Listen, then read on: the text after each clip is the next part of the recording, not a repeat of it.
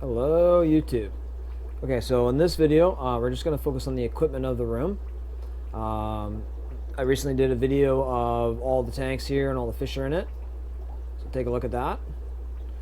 So basically the way I do it is I have everything on an automatic water change system. Okay, so turn this light on, get a little extra light. So that's my main controller there. Okay, so the way I have mine set up is it's on different zones. So zone 1 is this zone up here, and this one here feeds the first steel rack here, the second one, and the fourth one that's in the other side of this room. Okay, so they're all fed off a manifold system. It's all 1-inch pipe. And I use the blue plastic fittings for my water and for my air. So that one there comes on at 6:20 in the morning for 30 minutes, and again at 9:15 for 30 minutes. Zone 2 is actually comes on first. So what this does is I have zone 2 come on earlier. Okay, so again, zone 1 feeds the first 3 racks. Okay, that one there doesn't come on until 6:20, and zone 2 comes on earlier for 5 minutes. Okay, so what that does is it warms up the water. So by the time the water actually goes to zone 1 to all the tanks, it's at about 80 degrees. So I have a tankless water heater, and that's one reason why I let it run for 5 minutes, is just so it warms up the water and gets it circulated through the pipes. So that way there's no cold water hitting the tanks. And then the third zone comes on after zone 1 has done its thing, sending the water to those tanks. And that's going to be for the third rack of all the 10-gallon tanks. Okay? So, how does it all start? Well, the way it works is we have our hot and cold water lines coming up top. Okay? Now, the reason why you see these brass fittings up there is the hot water tank I have is a recirculating hot water tank. So this way what happens is that I have it scheduled for 8 o'clock in the morning before we have our showers. It actually will take all the cold water that's been sitting in the pipes all night long, turns on the unit heats up the water, recirculates through the whole house. So that way when we have our showers in the morning, we're not wasting water waiting for it to warm up. And also that way there it's nice and right temperature for us. So what these brass fittings do is they are just check valves. Just prevent any of the water from being pulled through the carbon filters you'll see in a second. And then they come down and they hit the mixing valve. The mixing valve will adjust your hot and cold water so you get the right temperature. And then we have a little bit of a bypass here for when I want to do manual water changes. Okay, so I do manual water changes. What I actually would turn this valve so it stop the water, so it's not being pulled back through the carbon filters, and then I would just manually turn on the water for as long as I need. Okay, and then we have our carbon filters here. Now, so the dates you're going to see, this is the first one currently. Okay, and this is the second one. Okay, this is the third one currently. Originally, this was the first one I had. So when I had it up and running on April in 2018, this was the first carbon filter I had. As I grew from originally 7 tanks to around 40 tanks, give or take now, or just under 40 tanks, I found it wasn't enough. So I added 2 more units. My original intention was to run 2 units and have the third one as a phosphate filter, because here in Hamilton they actually add phosphates to our tap water because of the old galvanized pipes.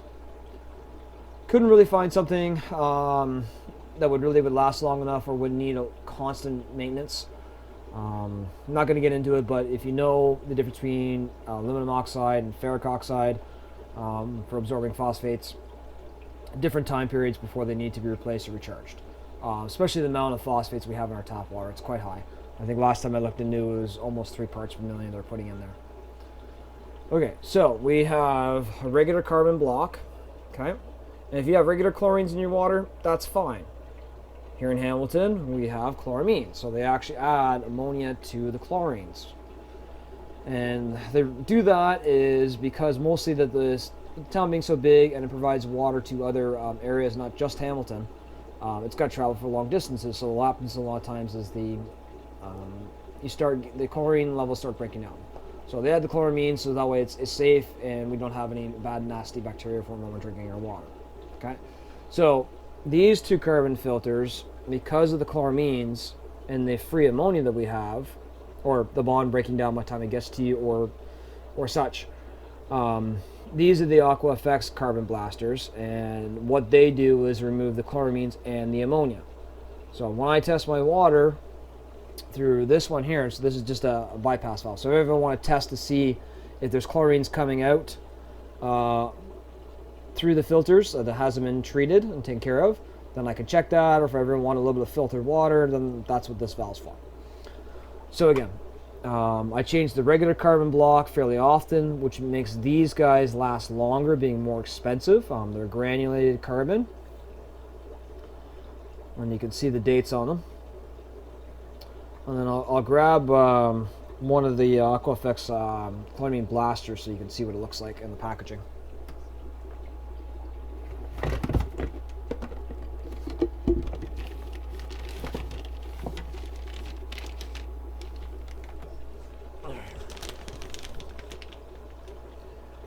Okay, so Aqua Effects chloramine blaster, it's a catalytic carbon.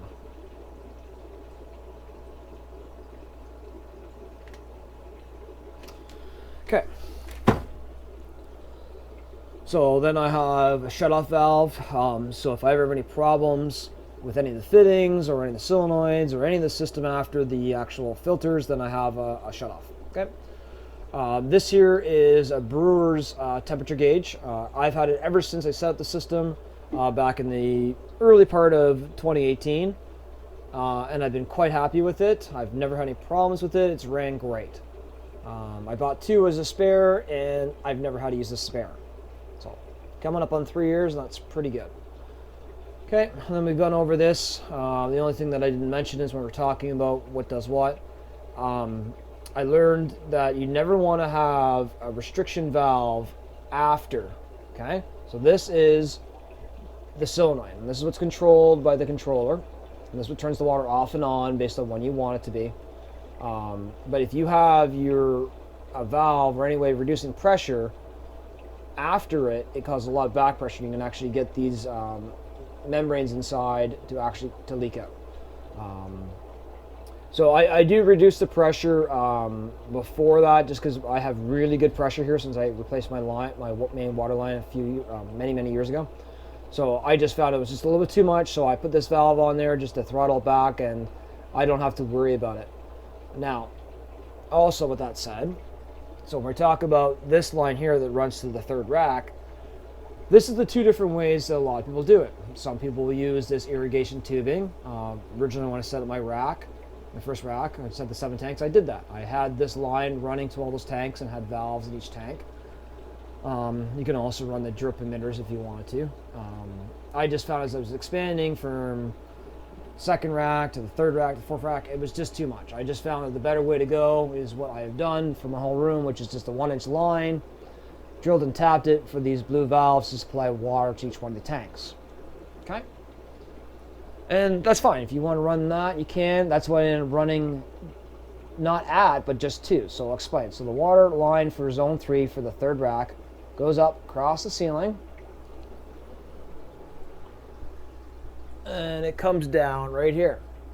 And then once it comes down here, I'm going to shut off here, got the connections. And then I just have another emergency valve just in case. And then same thing, just runs to your manifold for all your different tanks to supply the water line. Okay? Now, if you're wondering what the black line is just air, like you expected it to be. So the way I have that set up, the black line is ABS. Now, if you're setting up an air system, ABS piping is not ideal. I had it, as I said in my other videos, when I was doing I had lots of extra. Also, the air pump that I installed just after when I first set up my fish room, I actually just had a cheap little piston pump that was really noisy. But anyways, that was fine for the first 7 tanks, and as I expanded to the second rack over here, it wasn't enough. So I ended up getting a new air pump. I couldn't get a nice piston air pump like everybody else has right now. I'm looking at getting a new one, but anyways, so that's a diaphragm air pump. It's a Hagen air pump, and it powers almost 40 tanks, no problem, lots of air to everything. And then another reason why I went with the ABS is, it is a very high pressure diaphragm air pump, and I had the ABS pipe, so I just used it. Bottom line, eventually you'll have problems. You might get some cracking in the piping. So really right now it doesn't make a difference short term. Long term, 10 years or more, you'll need to get it replaced. But again, when I first set it up, I wasn't planning on having so many tanks, just kind of expanded. So the way I have my airline running around the room is not ideal. It's not a complete loop. So I will be getting a new piston air pump soon, just because it's a little bit quieter. It might sound really quiet to you guys, but obviously the mic that I have on is lapel mic, so it cancels out a lot of noise. So it's a lot noisier in here than it actually sounding for you guys. Actually, since we're talking to everyone, we'll just unplug it and so you can hear. So that's without my lapel mic on. That's just the noise you hear if you would walk into this room right now from this air pump. Obviously, all the bubbling is it's part of it. Okay, so I'll plug that back in.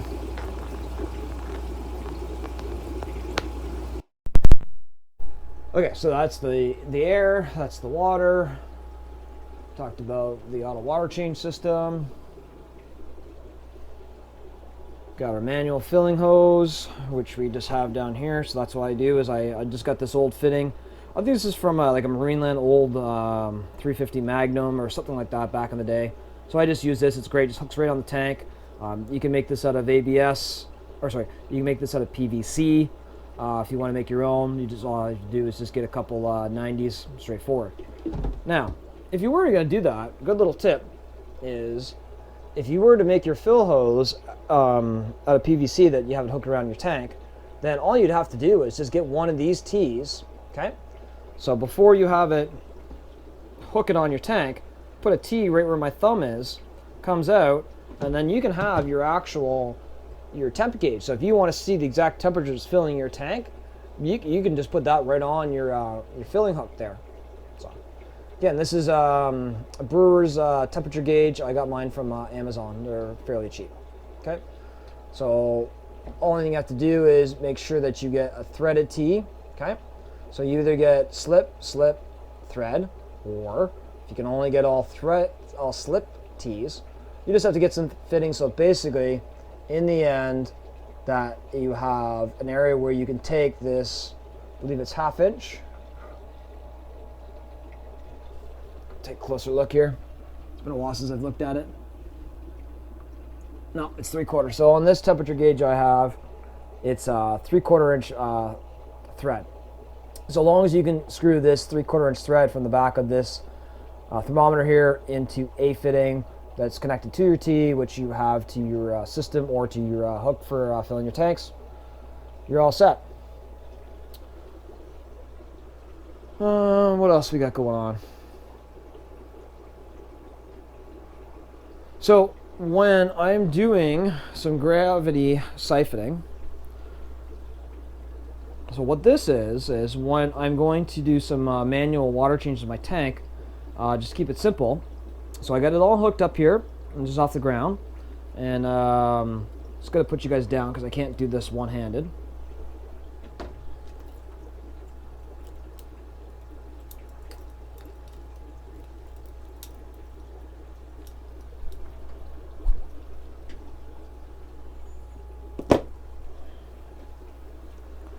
So I got that unhooked. So basically what this is just some rigid tubing, about 3/4 inch or 5/8, I'm not sure, one of the two. And just some standard hose. This is actually from an old Python system. Okay. Then we got, oops, we got our barb-to-barb fitting there with a valve so I can stop the water. Okay. And then the reason why I have this down here, what this is, when I want to switch this off, so when I'm done using this to just do some spot cleaning, okay, that's a union. So I can unscrew that union, and I'll show you in a minute what I do with that. So if I want to do a little bit of spot cleaning, all I have to do is just put this in the tank, open up that valve, and then use my other hand if I wasn't holding my phone, and just lift up the hose there, and it'll just start the siphon. All right, because that valve will keep the water, for the most part, in there, so you just have to give lifting it up a little bit and just walk the hose up and down a little bit, and it'll just run this hose along the floor outside this room to a floor drain that I have in the next room with the washer and dryer.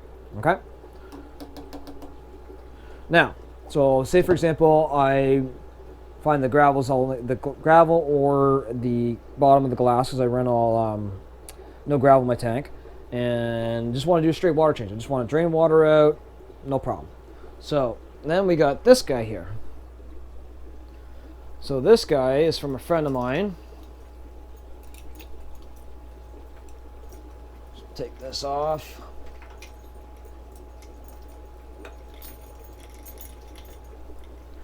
So what's cool about this thing is, you take this guy, okay, so it's got these screens to it, so nothing go through it. Unless it's like newborn guppies, almost nothing goes through these. Okay. Just put that on the tank. Slowly here, don't want to spook these guys. Okay. And it's just bent metal, so you can get this bent to whatever length you want. So if you want it lower in your tank or whatever. For me, for most of my tanks, works out pretty good. The shallower tanks, this is the 40 breeder I have on now. For the shallower 15s and the 10 gallons, you can either get another one of these made so it's shorter, or if you don't want to have two of them, what I honestly do is I just take something and I just get a bit of rigid tubing and I just put it in there as a block, so it just raises it up. So that way I just have the one device, I don't have to have two of them with two different hoses, and I just put something there just to raise it up. Okay? So, and that's what the union's for. So the union just allows me to connect that to my main hose and straight down to the floor drain. I think that's about it, guys. If there's anything else as far as setup or maintenance of the room that I haven't covered, that you've seen some of my other videos, or something you want me to talk about, leave some comments down below. And if you like this video, please give it a like. And if you're new to the channel and you're liking the content, subscribe. Take care. Bye.